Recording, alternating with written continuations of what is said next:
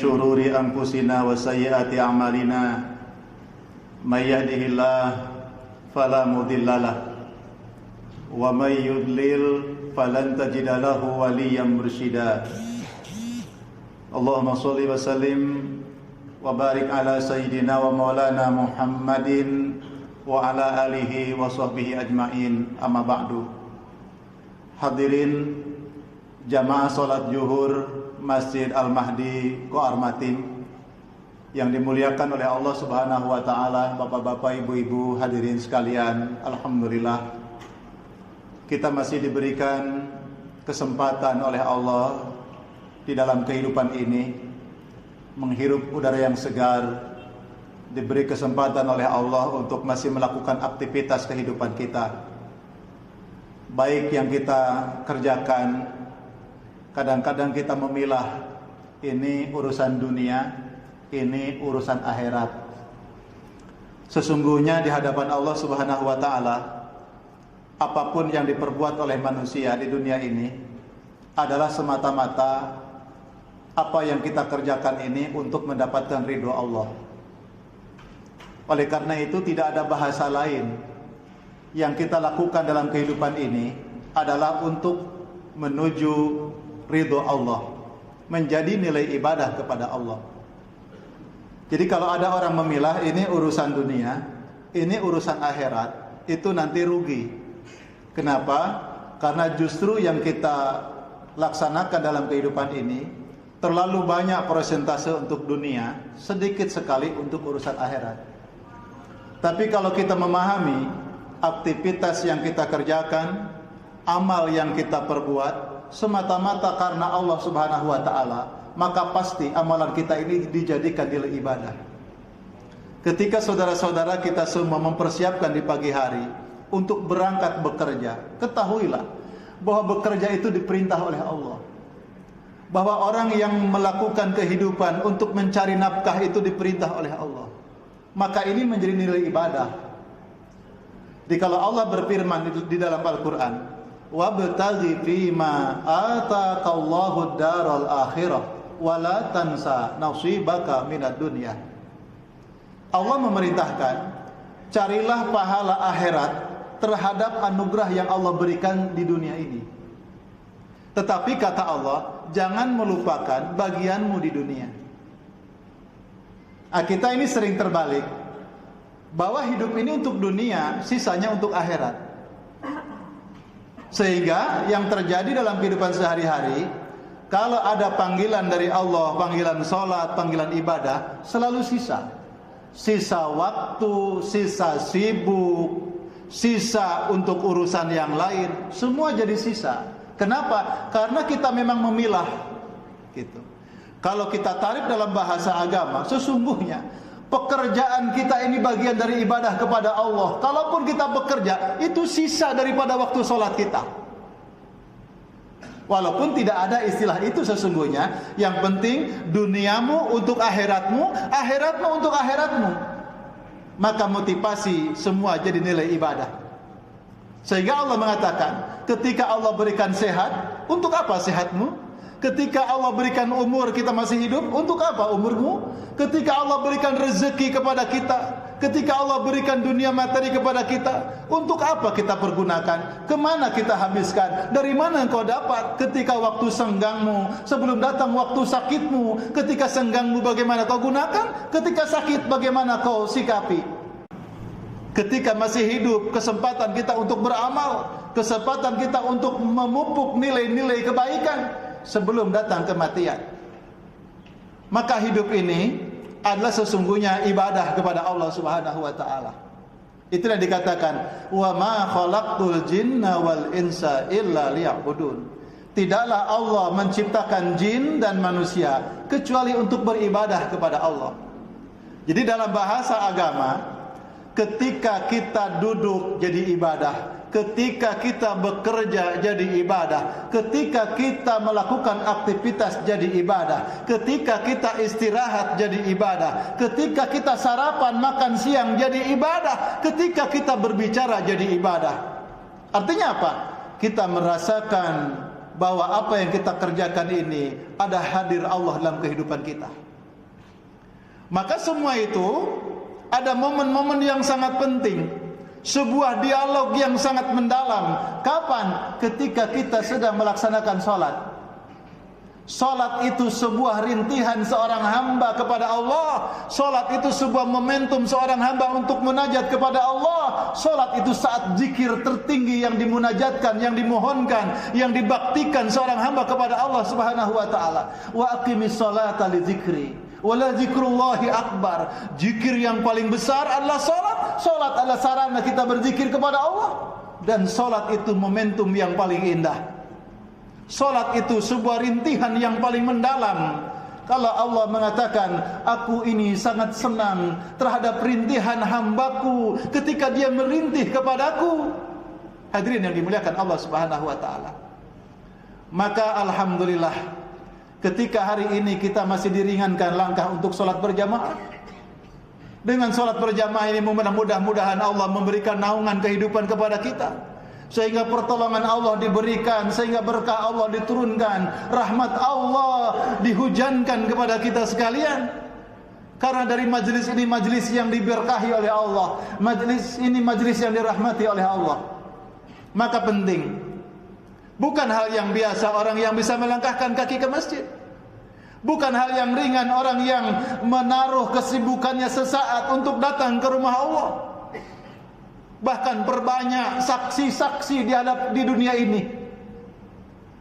Kalau Allah mengatakan, wa amma bi ni'mati rabbika fahaddits, dan adapun tentang nikmat yang Allah berikan kepadamu, hendaklah engkau bangga, hendaklah engkau tunjukkan, hendaklah engkau tampilkan di hadapan Allah.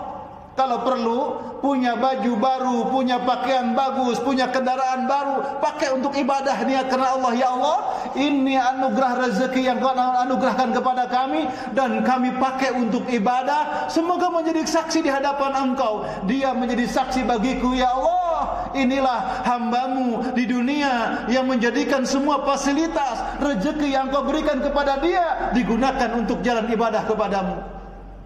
Perbanyak saksi-saksi dalam kehidupan ini.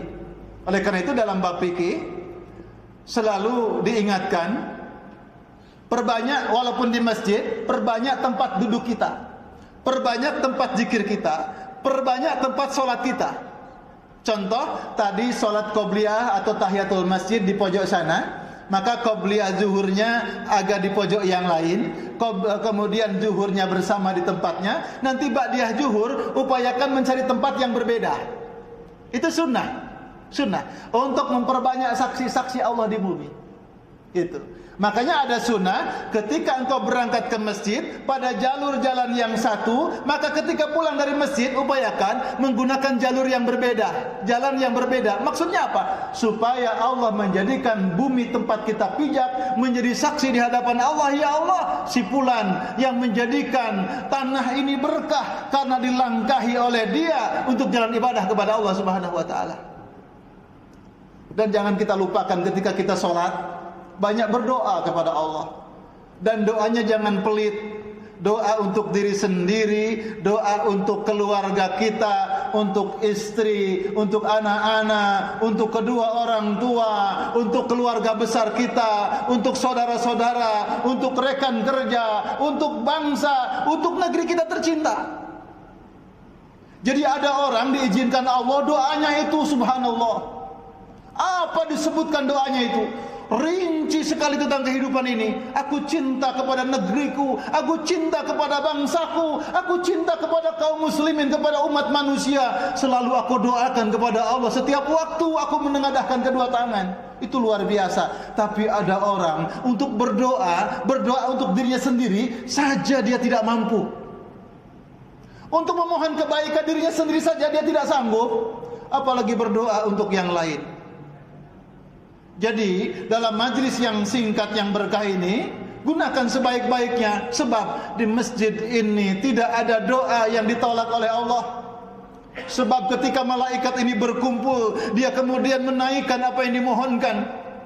Ada orang di majlis itu, mereka memuji nama Allah, subhanallah. Ada mereka yang bertahmid, alhamdulillah. illallah, ada mereka yang bertakbir Allahu Akbar, ada mereka bertahlil la ilaha illallah, ada mereka yang beristighfar astagfirullah. Kata malaikat, ya Allah, engkau lihat hambamu senantiasa bersyukur, mengucap pujian kepadamu. Dia bertasbih ya Allah, dia bertahmid ya Allah, dia bertakbir untukmu ya Allah, dia bertahlil kepadamu ya Allah, dan dia memohon ampun. Ya Allah, kabulkan doanya.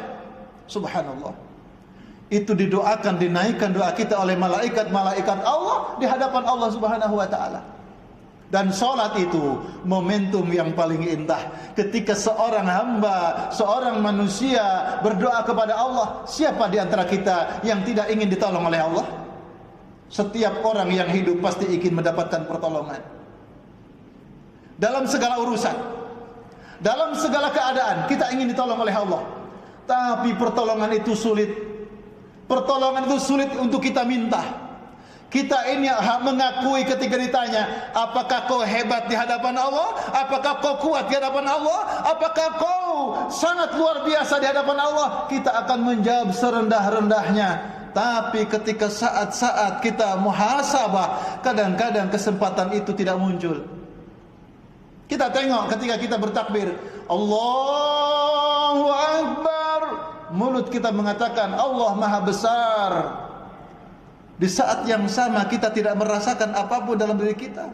Kalau diri kita ini kecil, sebabnya kita menyebutkan Allah Maha Besar, harus muncul kesadaran dalam sikap kita, harus muncul pengagungan dalam jiwa kita. Ya Allah, Engkau Maha Besar, hamba ini sangat kecil di hadapanmu, hamba ini begitu sangat rendah dan hina di hadapanmu. Maka tapi Engkau masih memberikan kesempatan untuk hamba menyebut namamu. Allahu Akbar. Saat seorang hamba menyadari dalam dirinya betapa sangat butuh akan keagungan Allah, butuh kebesaran Allah, menyadari kekurangan dan kelemahannya, saat itu Allah akan menaikkan derajat manusia. Man tawadha'a rafa'ahu Allah. Orang yang merendah diri di hadapan Allah, Allah yang akan mengangkat derajatnya. Dan pertolongan itu Allah sediakan. Ketika seorang hamba mengatakan iyyaka na'budu wa iyyaka nasta'in, hanya kepada Engkau ya Allah kami beribadah, hanya kepada Engkau ya Allah kami bersujud, hanya kepadamu ya Allah kami bersimpuh, dan hanya kepadamu kami meminta tolong ya Allah. Ini suatu cara doa di dalam surat Al-Fatihah yang difasilitasi oleh Allah. Allah tahu, hai hambaku, kau banyak kebutuhan, minta tolong kepadaku. Bagaimana cara kau minta tolong? Ucapkan dalam salatmu, iyyaka na'budu wa iyyaka nasta'in.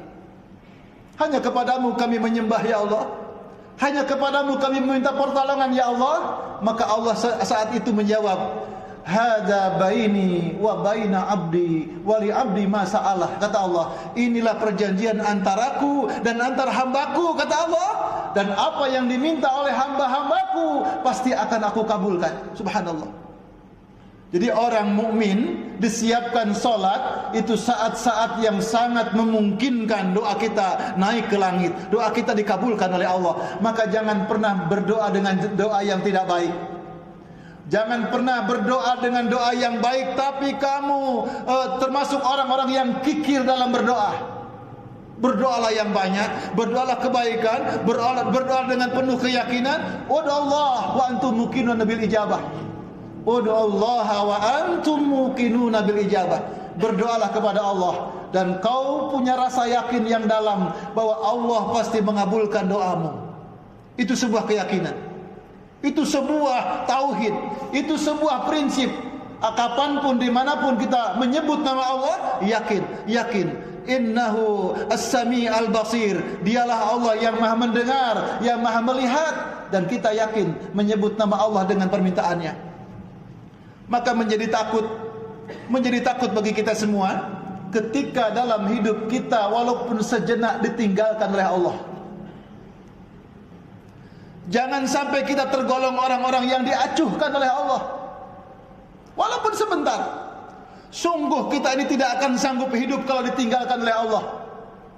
Bencana besar ketika manusia sukses dalam urusan dunia, Orang mengatakan orang ini hebat, orang ini sukses, ilmunya tinggi. Tapi seberapa kekayaan, seberapa ilmu, seberapa harta, seberapa tinggi apapun, tapi ketika nilai kedewasaan itu justru jauh dari Allah Subhanahu wa taala, semakin tidak dekat dengan Allah, semakin tidak kenal dengan Allah, maka dia semakin kekanak-kanaan. Dia semakin jahil. Maka Rasulullah bersabda, siapa orang yang bertambah ilmunya, siapa orang yang bertambah usianya, siapa orang yang bertambah tua dalam hidupnya, tetapi tidak semakin kenal dengan Allah, tidak semakin akrab dengan Allah, tidak semakin yakin dengan doanya kepada Allah, maka termasuk orang-orang yang dibenci oleh Allah. Naudzubillah. Maka majelis ini mengingatkan, mari kita senantiasa yakin dalam hidup ini. Bahkan kalau perlu teruskan kita doa, ya Allah, jangan kau tinggalkan aku walaupun sebentar. Ya Allah, jangan kau acuhkan aku walaupun sejenak. Ya Allah, aku butuh pertolonganmu selama-lamanya. Selama nafas masih di kandung badan ini, hamba sangat menanti pertolonganmu, ya Allah. Tolonglah kami, ya Allah. Kan ada doanya. Ya Allah, jangan kau tinggalkan aku walaupun sejenak. Karena berat hidup ini tanpa pertolongan Allah. Mudah-mudahan majelis ini majelis yang mengingatkan, mencerahkan kita, memberikan motivasi ibadah kepada kita. Apa yang kita kerjakan semata-mata untuk meraih ridho Allah, untuk ibadah kepada Allah Subhanahu wa taala. Barakallahu wa lakum, subhanakallahumma bihamdika, nashhadu an la ilaha illa anta wa nastaghfiruka wa natubu ilaik. Rabbana innana amanna faghfir lana dzunubana wa qina adzabannar. Ya Allah, ya Rabbi, jadikanlah keimanan kami, ya Rabb, yang membebaskan dosa-dosa kami. Engkau ampuni dosa kami. Jadikan keimanan kami, ya Rabb, jalan pengampunan bagi kami dan penyelamat bagi kami dari siksa-Mu yang pedih. Rabbana atmim lana nurana waghfir lana innaka ala kulli syai'in qadir. Ya Allah, sempurnakan amal kami yang jauh dari sempurna ini. Berikan kami cahaya yang menembus dada kami, ya Rabb, sehingga merasakan nikmatnya beribadah, merasakan nikmatnya mengabdi kepadamu. Ya Rabb, ampuni kami. Sungguh Engkau Maha Pengampun, sungguh Engkau Maha terpuji, Engkau Maha hebat di atas segala-galanya. Rabbana atina fid dunya hasanah wa fil akhirati hasanah wa qina adzabannar. Walhamdulillahirabbil alamin. Wassalamualaikum warahmatullahi wabarakatuh.